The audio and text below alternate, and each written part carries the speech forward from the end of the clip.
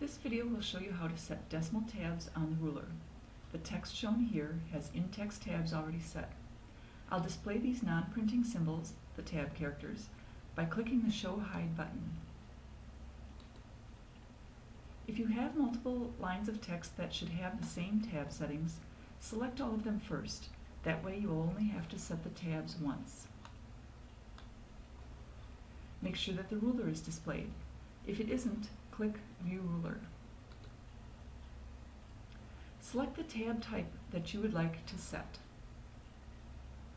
Each time you click the tab icon, you get a different tab type. For this text, I want the decimal tab. Then click the ruler where you want the tab set. Notice the guide that appears indicating where the tab text will align. When you release your mouse button, the tab is set. If the location isn't quite right, on the ruler, click and drag the tab icon to a new location. Again, the guide appears, letting you know where the text will align. Release the mouse button to set the tab. So I'll set 2 decimal tabs to align this text.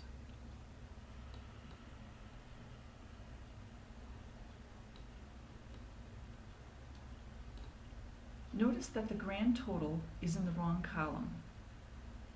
That is because there's only one in-text tab, but this text should align with the second decimal tab. I need to place a second in-text tab to align the total correctly. I'll do this by pressing the tab key once. The other adjustment I want to make is to center the word quantity over the numbers. To do this, I'll click within that line of text because I want to adjust the tab only in this one line. I'm going to delete the decimal tab that is aligning this word by dragging it off the ruler. Instead, I'll select a center tab. Then I'll click so that the guide lines up with the numbers. And when I release the mouse button, my text, the word quantity, is center aligned over the numbers.